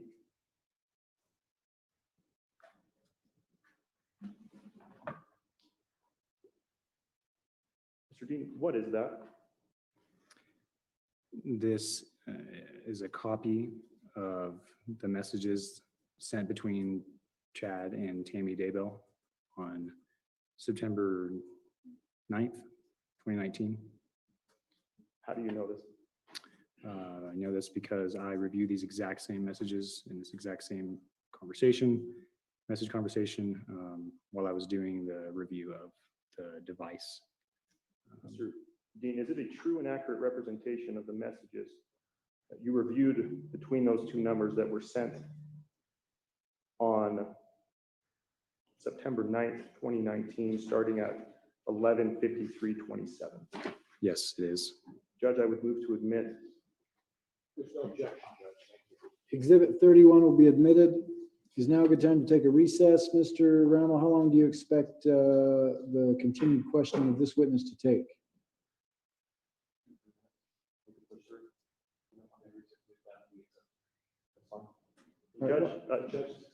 Judge, 2-3 minutes left if you want to push through. Let's do that, and then we'll take a recess before we engage in cross-examination if that's going to take place. You may proceed, Mr. Rammel. Mr. Dean, will you please read, look at Exhibit 31 that has been admitted. Will you please read aloud the messages in this exhibit, including timestamps and contact name? Yes. 9/9/2019, 11:53:27 a.m. from Chad. Well, I've had an interesting morning. I felt I should burn all the limb debris by the fire pit before it got too soaked by the coming storms. While I did so, I spotted a big raccoon along the fence. I hurried and got my gun, and he was still walking along. I got close enough that one shot did the trick. He is now in our pet cemetery. Fun times. 9/9/2019, 11:56:59 a.m. from Chad. Gonna shower now and then go right for a while at BYU. Love you. 9/9/2019, 2:47:06 p.m. to Chad. Good for you. 9/9/2019, 2:48:20 p.m. from Chad. I'm back home now. You testified, Mr. Dean, that these messages initially caught your attention. Yes, they did. Why? The first message in particular caught my attention because it was longer and more detailed than any of the other messages between Chad and Tammy that were stored on the device. Most of the messages between Chad and Tammy were relatively short, and they dealt with matters around the house. For example, whether to pick up food for an animal, the depositing or cashing of checks, and the comings and goings of one or the other, when they would get home, when they would be leaving. It appeared to me to be the first and only message sent from Chad to Tammy in which Chad was describing and informing Tammy of his day's events in such a lengthy and detailed manner. The other thing that caught my attention was the date. If you recall earlier in my testimony, I mentioned how my first assignment in this case was reviewing the tips that came in pursuant to the press release that was asking for visitors who had been to Yellowstone National Park on the 8th of September 2019 to send in photos and videos that may help in the investigation. And that was because Tylee and JJ had been seen at Yellowstone that day.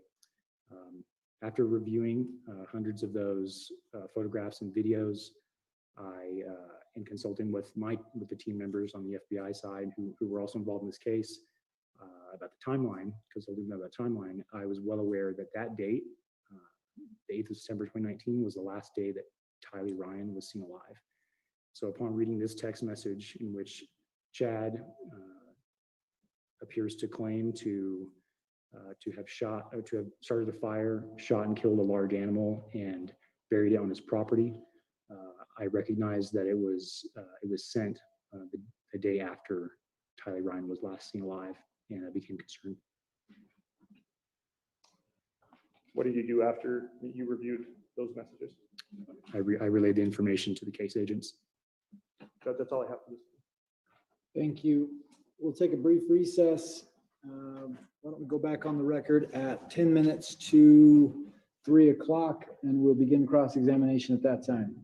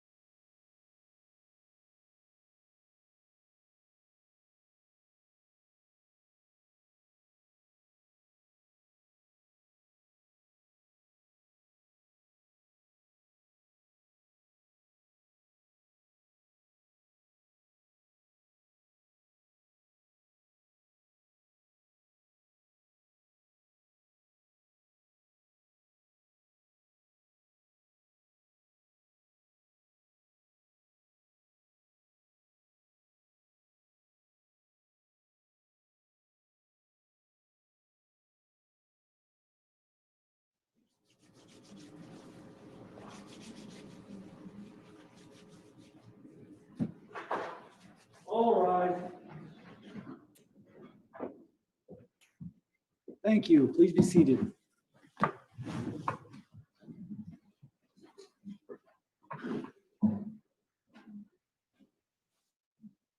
We'll go back on the record here in State v. Daybell.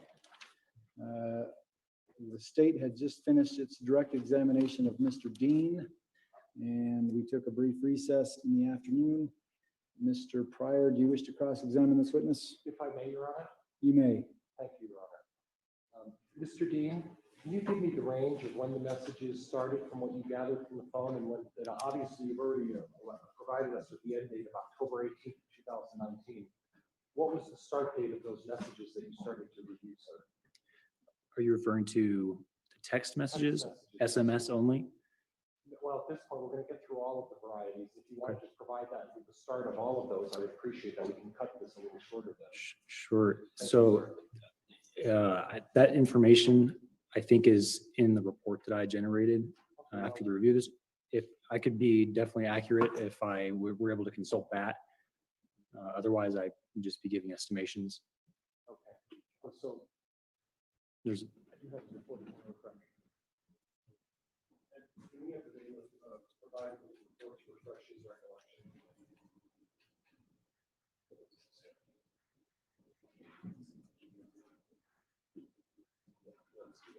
Mr. Pryor, do you want that handed to the witness? I do, Judge. All right. Hand the witness the report to refresh his recollection. And then The the judge report, wants to give him instructions on that. okay. The report will be handed to the witness. Witness, if you want to review your report and then let us know when you're ready, we'll have you turn the report upside or over on its back so that you can't see it, and then we'll have you testify to what you know. Take your time.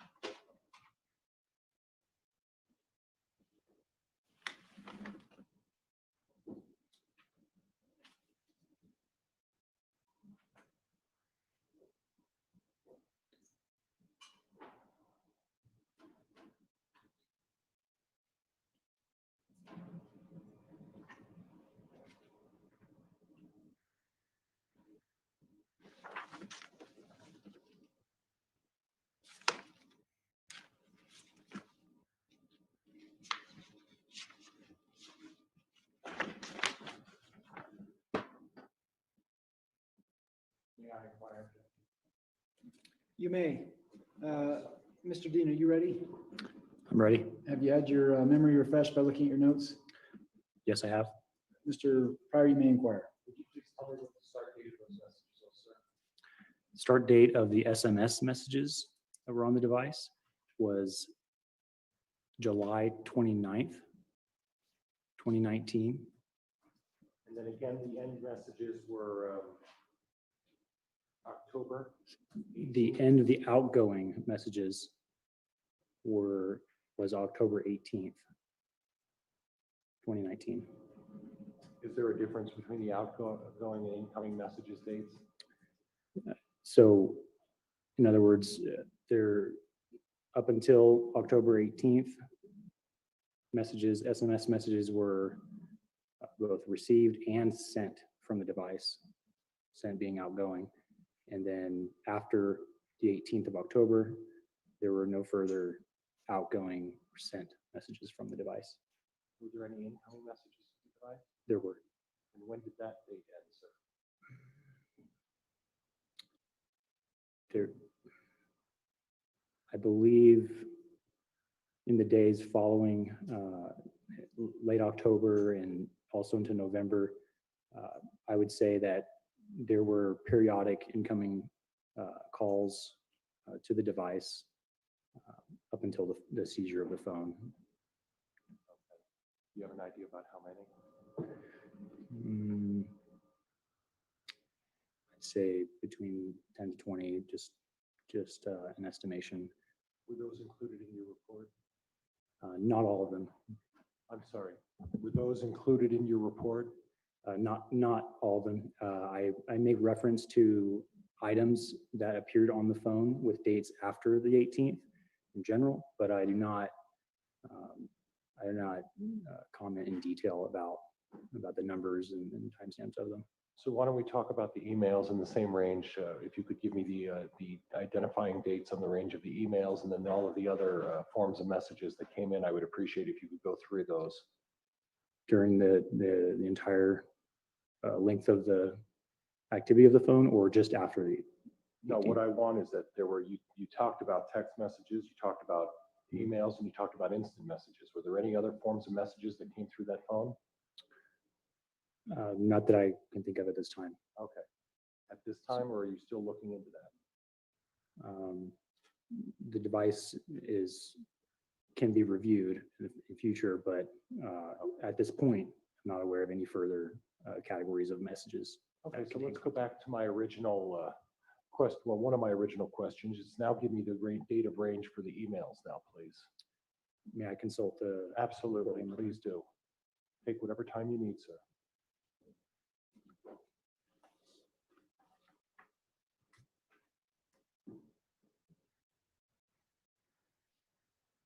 For the record, the witness is reviewing his report to refresh his recollection.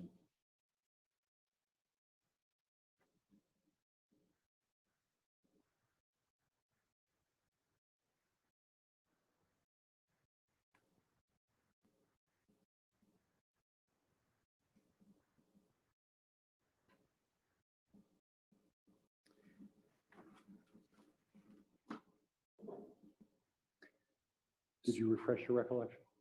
I did.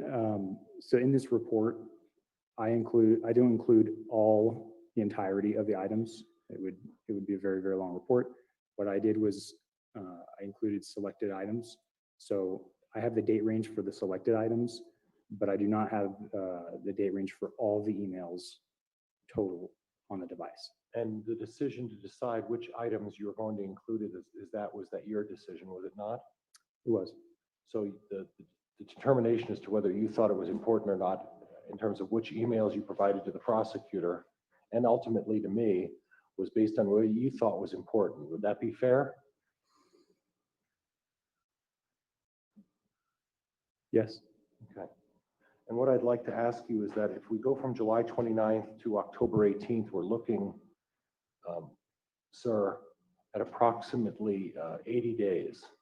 And your testimony where you said that these were long messages and that you found that unusual that in an 80-day period, this message was a lengthy message.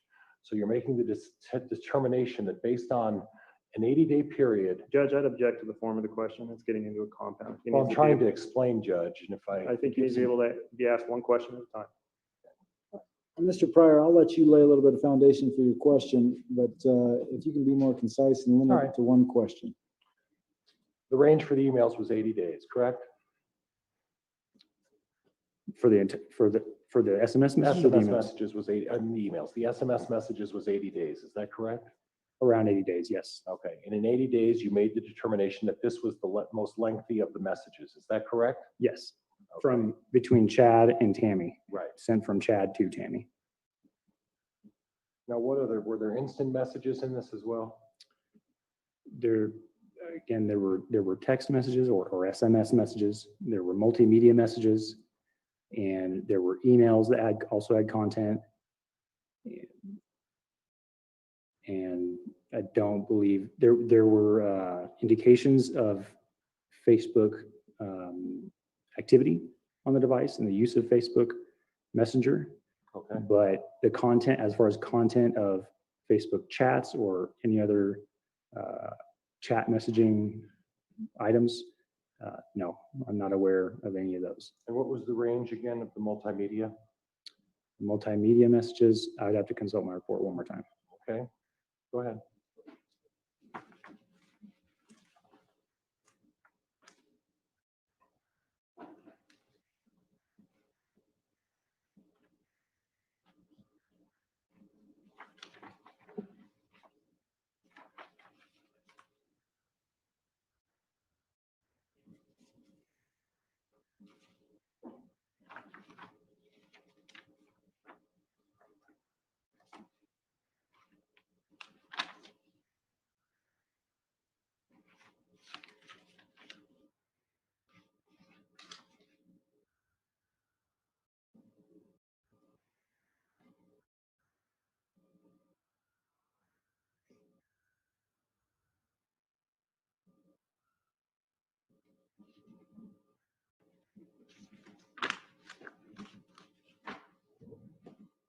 In the multimedia? July 17th to the 25th of October, 2019.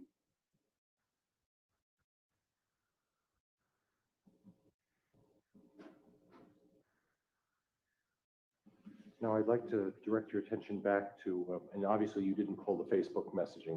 That would be very difficult, would it not? It simply wasn't on the device. And if I may correct myself, the beginning of the first MMS message on the phone was 7:31. I misspoke just now. Okay, that's fine, thank you. On the message from Chad to Tammy at 11:53:27, could you, Judge, does he have the exhibit up there? Could we get him the exhibit? Which exhibit are you I referring? believe it's Exhibit 31? I believe it's 31, Your Honor. The witness will be handed exhibit 31. Your Honor, I believe he still has it. I think he still does too. Does that say 31 on it, Mr. Dean? Again, could you do me the favor of rereading the message of 11:53:27 again for me, please? Yes.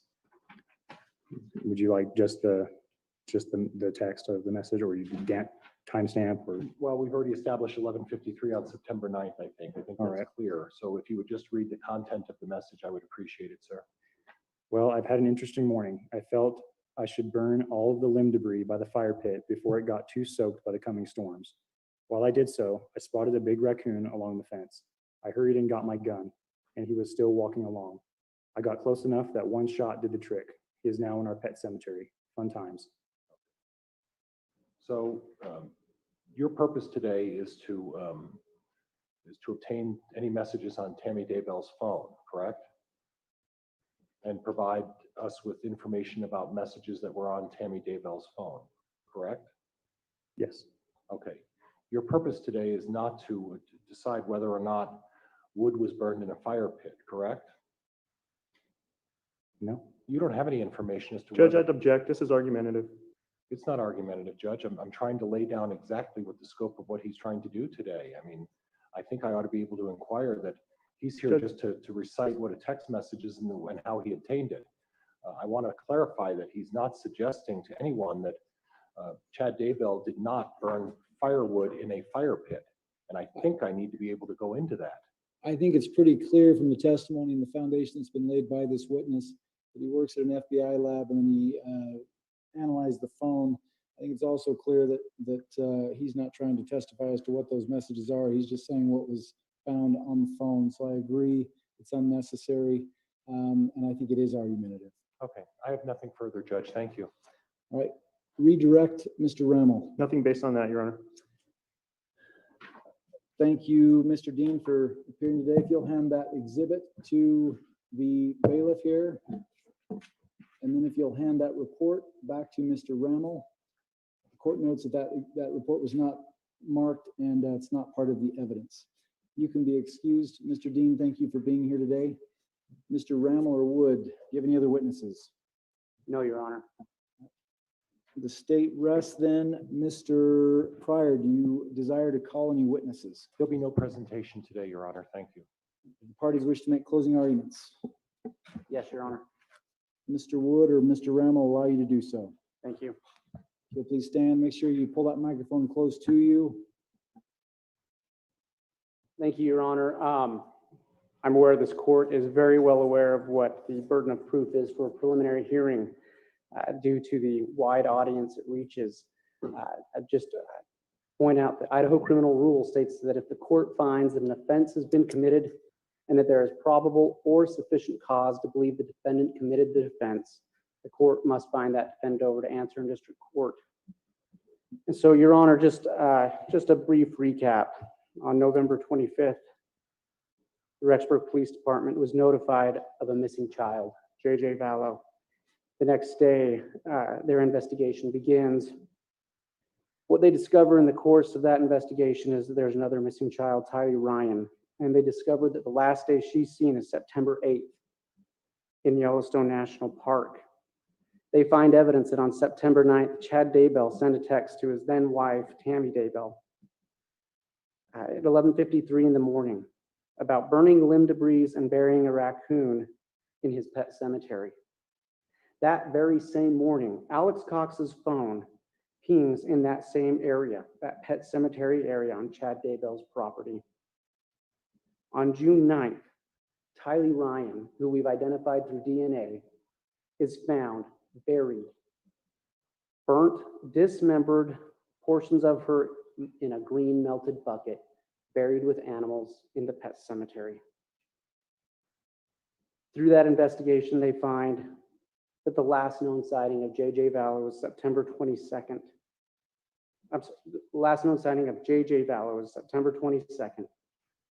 Similarly, on September 23rd, Alex Cox's phone pings on Chad Daybell's property. Near those pings where those pings are located on the north side of Chad Daybell's property, on June 9th, JJ is found, wrapped in a garbage bag with another white garbage bag wrapped around his head, bound in duct tape. Your Honor, for the court to find probable cause of concealment of a felony, it must find that the evidence concealed would tend to be evidence in a felony proceeding. That's the test given by state law, by case law in State v. Patia and State versus Yurmola. This court, as the finder of fact, is entitled to a reasonable inference based on the state of the bodies of JJ Vallow and Tylee Ryan, that they were victims of a homicide. This court can also take note of through the evidence presented that both Chad Daybell and his wife, Lori Daybell, were aware that Lori Vallow Daybell was charged with desertion, 2 felony counts of desertion of a minor child in Madison County. And clearly, the location and welfare of these bodies was evidence in that felony proceeding. Those bodies were concealed. One of them was destroyed. They were located on Chad Daybell's property. Alex Cox, whose phone pinged near those locations, became his brother-in-law less than 2 months later when Chad married Lori Vallow. For the court to find probable cause of conspiracy on these charges, on counts 3 and 4, or on counts 2 and 4, it must find probable cause of at least one overt act and an agreement. State law in Idaho is very clear through State versus Gallatin and through the Idaho criminal jury instructions that an agreement need not be formal or expressed, but it may be inferred from the circumstances, or it may be implied by the conduct of the parties. Both Chad Daybell and Lori Vallow attempted to convince Melanie Gibb to either not cooperate with police or to provide false information to the police. At this point, they were married.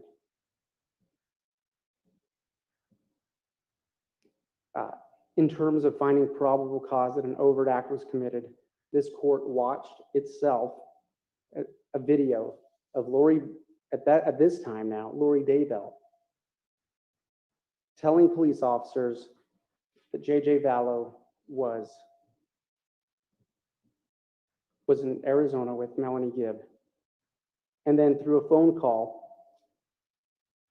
where Lori Vallow Daybell and Chad Daybell were present, you heard Lori admit to that when she said she did what she felt the Lord was instructing her to do. Your Honor, for purposes of probable cause, the state has met its burden on all 4 felony counts, both counts of concealment and both counts of conspiracy to conceal. And we'd ask this court bind Mr. Daybell over to answer in district court.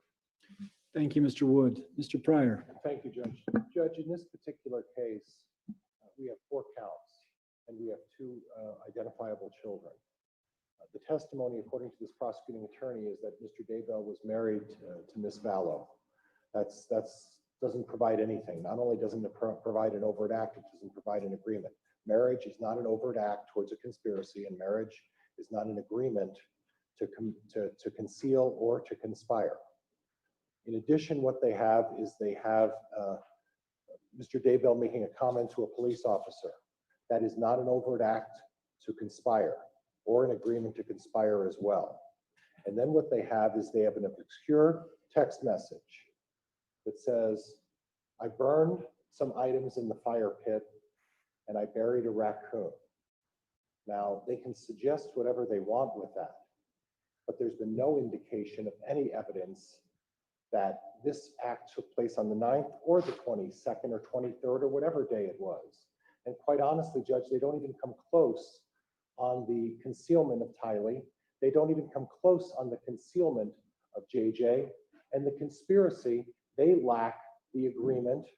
And quite honestly, Judge, if this is what the evidence is in terms of an overt act, I would submit to the court that I understand the burden in a preliminary hearing, but they aren't even close on the conspiracy in either suggestion that in either case in regards to an overt act plus an agreement. I'm respectfully asking the court to dismiss the charges. They haven't met their burden, and I don't believe they have provided any near the type of evidence that is necessary to even overcome that small threshold. Thank you, Your Honor. Thank you, Mr. Pryor. Court is going to take a recess. I'm going to review my notes, collect my thoughts. I will make a ruling here today momentarily. It will be a few moments, few minutes, and then we'll come back in and I'll do that on the record orally. We'll be in recess until that time. All right.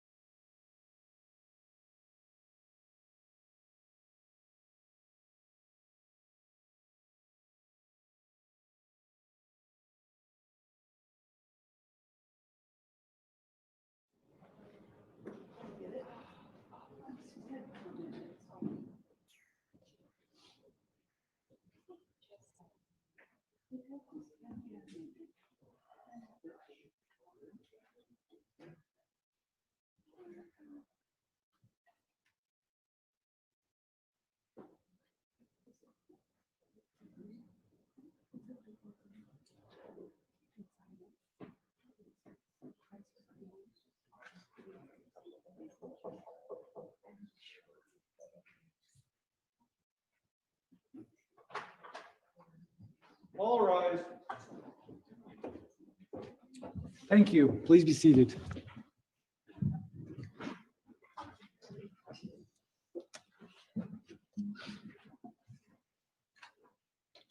We're back on the record in CR 2220-755, State of Idaho versus Chad Guy Daybell. Court took a brief recess after all the evidence and closing arguments had been presented to it. The court notes that the reason we hold a preliminary hearing is to establish probable cause. The obligation of the magistrate is to determine whether or not probable cause has been shown pursuant to Rule 5.1 of the Idaho Criminal Rules. It designates that if a magistrate finds that a public offense has been committed and that there is probable or sufficient cause to believe that the defendant committed the offense, the magistrate must immediately require the defendant to answer in district court. The court finds, after reviewing all of the testimony that has been presented here, as well as exhibits 1 through 31, as well as the argument that has been made by both the state's defense and the state's attorney and the defense attorney, the court finds that the state has met its burden of probable cause. And I find that there is probable or sufficient cause to believe that the defendant, Chad Daybell, committed the offenses counts 1 through 4 as designated in the amended criminal complaint. I will bind the defendant over to the district court, and there will be an arraignment set on August 21st at 9 a.m. That will be in front of Judge Boyce. It's my understanding that will be held remotely via Zoom, but I will leave that up to Judge Boyce to decide that. So that will take care of the findings here today. It's my understanding there's also one final issue that the state as well as defense would like to take up. Is that correct, Mr. Wood? I can put it that. Yes, Your Honor. Just a stipulation that the defense and the state have entered into that we will waive any deadline for the filing of a transfer of trial for at least 60 days after the date of arraignment. Okay. Mr. Pryor, it's my understanding that the stipulation isn't that a transfer of trial venue can take place, but that the deadline to file that motion, if one is going to be filed by either you or the state, is 60 days from today's date. Is that correct? That is correct, Judge. And I want to make it clear that that motion for transfer of trial, there are actually two types. There's transfer within the judicial district and transfer outside of the judicial district. And we are not specifying in the event we choose to file a motion for change venue or the state does, that we are not limiting ourselves to this judicial district. We could pursue it outside the judicial district as well. Thank you, Judge. The court notes that a stipulation has been reached. It's been put here on the record between the state and the defense. I will honor that stipulation. It will be ordered that 60 days from today's date will be the deadline for either the state or the defense to file a motion to transfer the location of the trial within or without District 7 here in the state of Idaho. With that, is there anything else we need to take up here today, Mr. Wood? Not from the state. Mr. Pryor? Not from the defense, Judge. Thank you for your consideration. I appreciate the zealous representation that has been taking place here today. I'm very impressed with the attorneys, the argument that has been made, as well as the investigation. The court will be in recess. Thank you all. All right.